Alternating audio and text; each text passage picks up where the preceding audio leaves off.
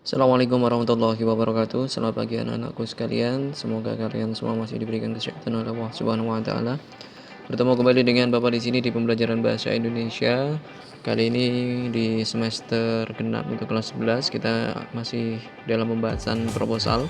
Di pertemuan sebelumnya Bapak sudah membagikan video tentang pengertian proposal dan juga jenis-jenis proposal. Kalau kalian masih ingat, proposal itu terdiri dari 4 jenis, yaitu ada proposal proyek, proposal penelitian, kemudian ada proposal kegiatan dan proposal bisnis.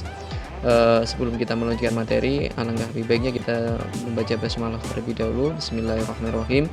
Semoga apa yang kita pelajari hari ini dapat bermanfaat, kalian dapat menerima dengan baik dan dapat mengamalkannya di kehidupan yang sebenarnya nanti.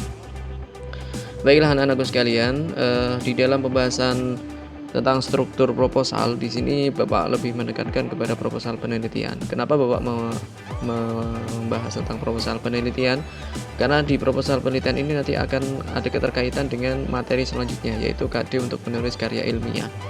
Jadi kalian harus mengetahui bagian-bagian proposal penelitian itu seperti apa, sehingga pada saat nanti KD setelah ini atau pembelajaran setelah proposal, kalian nanti mampu mempraktekkan secara langsung pembelajaran bahasa Indonesia khususnya untuk karya ilmiah.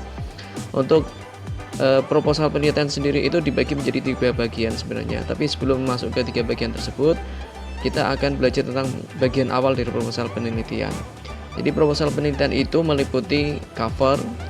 Yang pertama yaitu bagian awal dari proposal penelitian itu. Bagian awal itu maksudnya kita mulai dari bagian yang paling awal, halaman pertama atau yang dapat kita baca dari awal sampai akhir nanti gitu maksudnya. Bagian awal proposal sendiri terdiri dari cover, yaitu semacam sampul gitu kan. Di situ ada halaman judulnya. Halaman judul itu berisi judul, terutama judul, kemudian biasanya kalau ada logo ya diberi logo, kemudian siapa penulis dari proposal tersebut, penyusunnya, kemudian berikutnya nanti ada instansi atau mungkin kalau kalian menulis proposal untuk kegiatan penelitian di MAN, maka kalian harus mencantumkan nama MAN 2 Jepara di situ di belakangnya, kemudian tahun penerbitan atau tahun penulisan dari proposal tersebut. Kemudian yang berikutnya adalah pengesahan. Pengesahan ini biasanya sering kita jumpai manakala kita ingin mengajukan proposal ini untuk kegiatan lomba misalnya, atau untuk mendapatkan persetujuan dari kepala madrasah ketika kita ingin melakukan sebuah riset atau penelitian, maka kita harus meminta pengesahan. Pengesahan ini diberikan oleh orang yang berwenang, dalam hal ini kalau di madrasah ya kepala madrasah. Kemudian yang berikutnya adalah daftar isi. Daftar isi ini penting sekali kaitannya dengan ketika seseorang ingin menemukan informasi tertentu di dalam satu buku yang lembarannya mungkin bisa beratus-ratus atau mungkin ribuan, maka kita tidak perlu membolak-balik, karena itu cara yang menurut saya mubazir atau terlalu lama, yang tidak efektif. Nah, kita bisa memulai membaca, mencari informasi itu di dalam daftar isi. Di dalam daftar isi semuanya itu sudah ada, misalnya dari bab 1, bab 2 sampai bab 5 atau sampai halaman 1 sampai halaman sekian ratus itu semuanya sudah ada tercantum di situ. Jadi kita tinggal ngecek di situ. Kemudian yang berikutnya setelah daftar isi, kemudian ada daftar tabel, kemudian daftar gambar dan lain-lain. Ini kalau ada. Tapi kalau misalnya kalian membuat proposal tentang humaniora misalnya, tentang sosiologi dan kebahasaan, biasanya kan tidak perlu ada tabel-tabel misalnya. Tapi kalau misalnya ingin membahas tentang fisika, kimia dan seterusnya, itu biasanya kan ada tabel-tabel, ada rumus-rumus, dan itu biasanya perlu kita cantumkan. Jadi bagian awal proposal itu adalah cover, kemudian pengesahan, daftar isi, daftar tabel atau gambar kalau ada. Kemudian yang berikutnya kita masuk ke bagian utama proposal penelitian. Proposal penelitian itu terdiri dari 3 bab. Jadi bab 1, kemudian bab 2, kemudian bab 3. Kalau misalnya kalian sudah masuk ke penelitian, itu sudah menjadi 5 bab. Karena bab 1 itu berisi pendahuluan, bab 2 berisi kajian pustaka, bab 3 metode penelitian, bab 4 pembahasan, dan bab 5 adalah penutup. Tetapi di sini di dalam proposal penelitian itu hanya ada 3 bab, yaitu bab pertama itu pendahuluan, nanti bab kedua itu kajian pustaka, dan bab 3 sudah mulai masuk ke pembahasannya itu. Bab terakhir bisa penutup.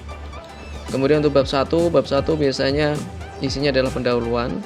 Pendahuluan itu memuat latar belakang, kemudian rumusan masalah, tujuan, dan manfaat. Yang dimaksud dengan latar belakang itu adalah motivasi kita, mengapa kita membuat penelitian seperti itu. Misalnya begini, kalian mengamati bahwa kegiatan daring selama ini tidak begitu efektif.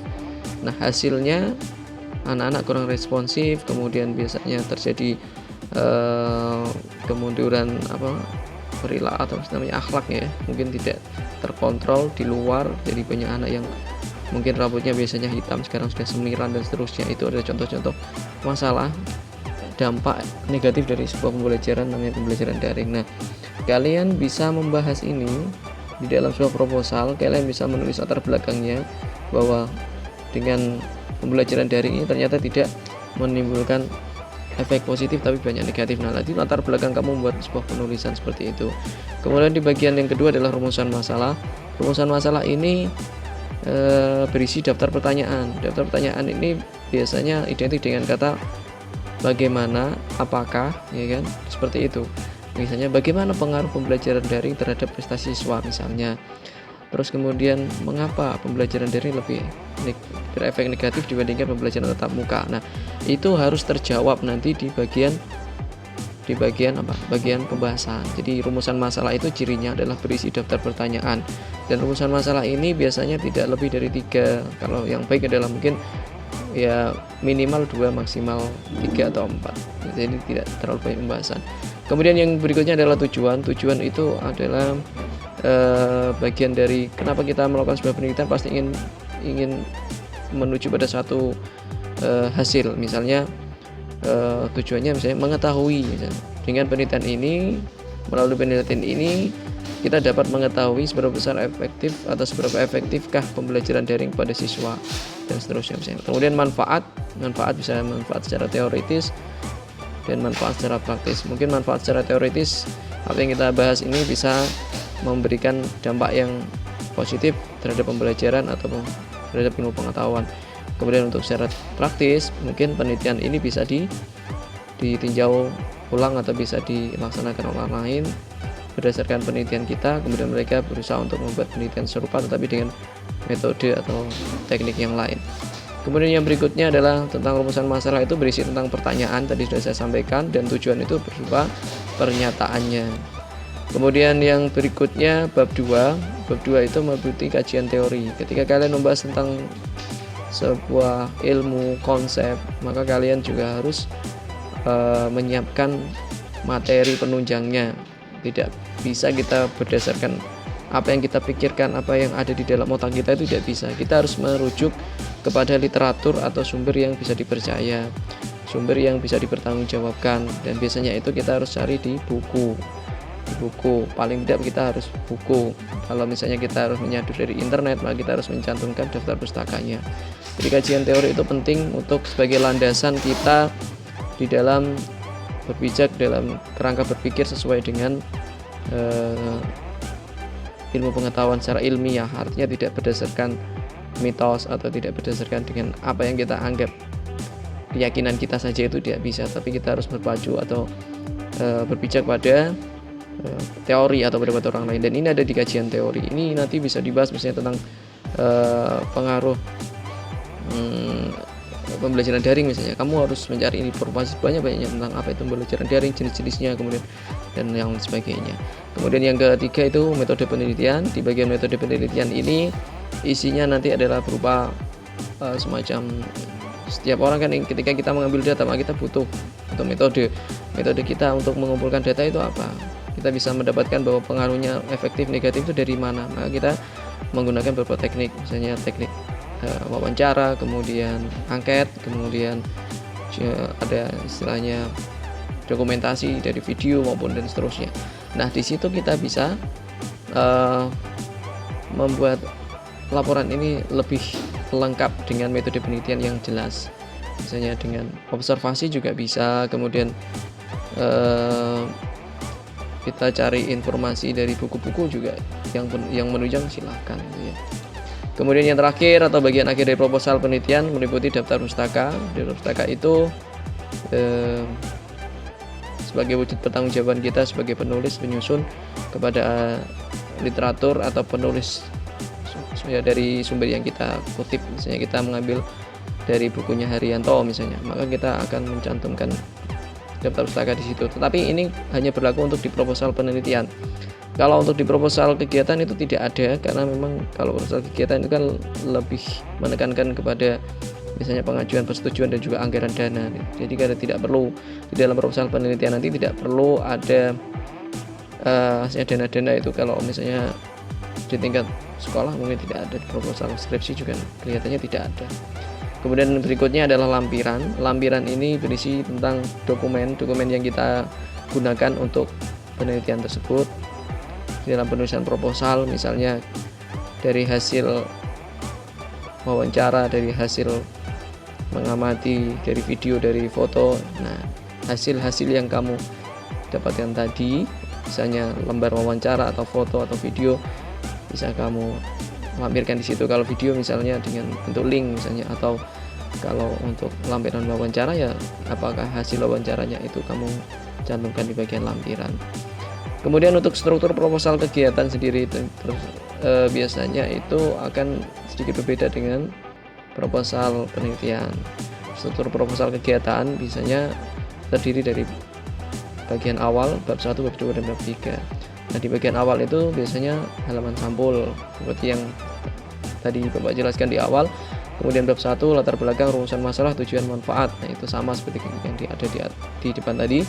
Kemudian bab 2 berisi uraian kegiatan. Nah, di sini yang membedakan, tadi bab 2 ada kajian teori kan. Kalau di bab 2 untuk proposal kegiatan itu isinya tentang bentuk, kemudian waktu pelaksanaan kapan, pesertanya siapa saja, anggaran dana kegiatan, nanti kamu harus tuliskan estimasi dananya, kemudian susunan panitia dan lain-lain sesuai dengan kebutuhan. Itu ya. Jadi untuk bab 2 kalau di proposal penelitian tadi adalah kajian teori, kalau di bab 2 di bagian proposal kegiatan itu adalah berisi tentang bentuk, waktu, peserta, anggaran dana kegiatan, susunan panitia dan lain-lain. Kemudian yang terakhir adalah penutup. Nah, penutup ini berisi tentang ya mungkin harapan bahwa semoga proposal kita dapat diterima oleh orang yang kita tuju, atau misalnya kita ingin mengajukan proposal ini pada Pak Lurah petinggi ya, supaya Pak Lurah itu mau menerima kemudian memberikan sumbangan atas kegiatan yang kita laksanakan. Oke, untuk hari ini cukup pembelajaran kita di materi proposal. Nanti kita bisa lanjut di pertemuan yang akan datang.